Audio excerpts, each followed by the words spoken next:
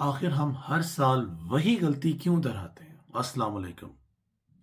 اگر میں آپ سے صرف ایک سوال پوچھوں، پاکستان کا سب سے بڑا مسئلہ کیا ہے؟ مہنگائی، دہشت گردی، سیلاب یا کمزور معیشت؟ تو میرے خیال میں ان میں سے کوئی بھی اصل مسئلہ نہیں۔ اصل مسئلہ یہ ہے کہ ہم ہر سال ایک ہی غلطی دہراتے ہیں اور پھر ہر سال اس پر حیران ہوتے ہیں۔ اگر کسی گھر کی چھت ہر بار بارش میں ٹپکتی ہو اور گھر والے ہر سال صرف بالٹیاں بدلتے رہیں تو کیا آپ کہیں گے کہ مسئلہ حل ہو رہا ہے، یا کہیں گے چھت ہی بدلنا پڑے گی؟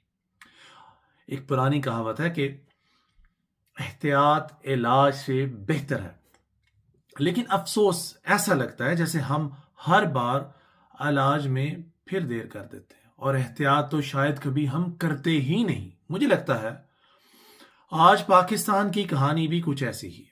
ایک طرف مونسون کی شدید بارشوں نے ملک کو مختلف علاقوں میں جو معمولات زندگی ہیں وہ متاثر کر کے چھوڑ دی ہیں۔ کہیں نشیبی علاقے زیر آب آ گئے ہیں، کہیں سڑکیں بند ہیں، کہیں لوگ اپنے گھروں میں نکلنے سے قاصر ہیں، اور کہیں ایسے خاندان بھی ہیں جن کی پوری زندگی چند گھنٹوں کی بارش اپنے ساتھ بہا لے گئی۔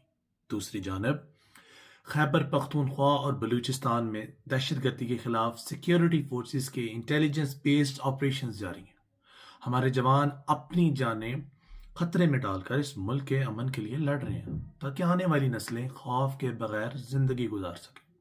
تیسری طرف حکومت دنیا کو یہ یقین دلانے کی کوشش کر رہی ہے کہ پاکستان سرمایہ کاری کے لیے تیار ہے، معیشت بہتر ہو رہی ہے اور ملک آگے بڑھ رہا ہے، لیکن سوال وہی ہے، آخر ہم ہر سال انہی خبروں کے ساتھ کیوں جاگتے ہیں؟ دوستو، سوال صرف بارش کا نہیں، سوال صرف دہشت گردی کا نہیں، سوال صرف معیشت کا بھی نہیں، سوال اس نظام کا ہے جو ہر بحران کے بعد جاگتا ہے مگر اگلے بحران سے پہلے پھر سو جاتا ہے۔ ذرا ایک منظر اپنے ذہن میں لائیے، ایک ایمبولینس مریض کو لے کر ہسپتال جا رہی ہے، راستے میں پانی کھڑا ہو، ٹریفک جام ہو گئی ہے، ہر گزرتا لمحہ کسی کی زندگی کم کر رہا ہے۔ اس وقت اس خاندان کے لیے سب سے اہم سوال کیا ہوگا؟ یہ نہیں کہ قصور کس کا ہے، بلکہ یہ کہ نظام وقت پر کیوں نہ پہنچ سکا۔ کامیاب قوموں کی پہچان یہ نہیں کہ وہاں مسائل نہیں ہوتے، بلکہ یہ ہے کہ وہ ایک ہی مسئلے کو ہر سال اپنی تقدیر نہیں بننے دیتے۔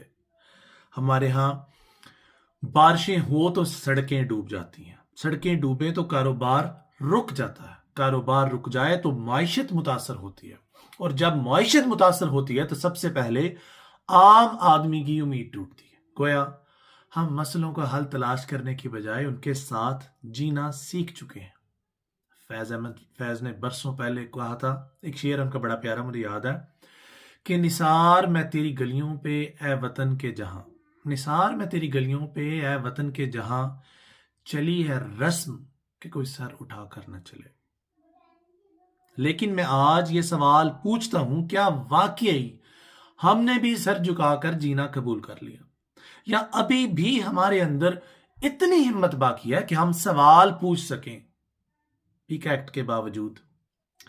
یاد رکھیے، اگر ایک ڈاکٹر ہر سال ایک ہی مریض کو ایک ہی بیماری میں دیکھے اور ہر بار موصوف صرف درد کم کرنے کی دوا دے تو آپ اسے اچھا ڈاکٹر سمجھیں گے؟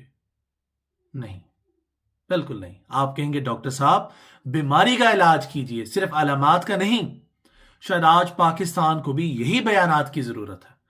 ہمیں صرف وقتی ریلیف نہیں چاہیے، ہمیں ایسا نظام چاہیے جہاں بحران آنے سے پہلے تیاری مکمل ہو، نہ کہ بحران کے بعد صرف بیانات اور آخر میں میں اور آپ صرف ایک سوال، ایک ذمہ داری میں جو آپ کے ذمہ چھوڑ کر جا رہا ہوں۔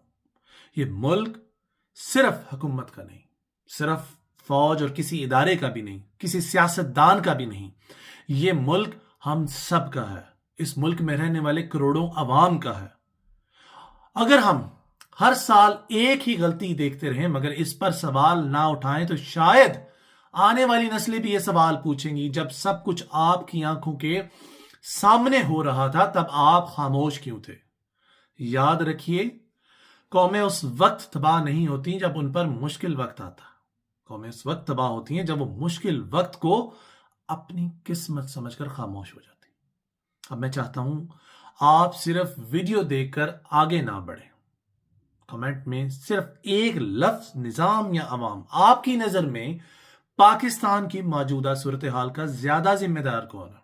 اگر آپ سمجھتے ہیں کہ اصل مسئلہ کچھ ہو رہا ہے تو وہ بھی پلیز ضرور لکھیے۔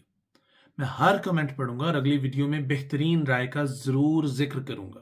اگر آپ چاہتے ہیں کہ ایسی آواز زیادہ تر لوگوں تک پہنچے تو اس ویڈیو کو ضرور شیئر کیجیے گا، کیونکہ پاکستان صرف ہمارا ملک نہیں، ہماری آنے والی نسلوں کی امانت ہے، اور امانت کی حفاظت خاموشی سے نہیں ہوتی، ذمہ داری سے ہوتی ہے۔ پاکستان زندہ باد۔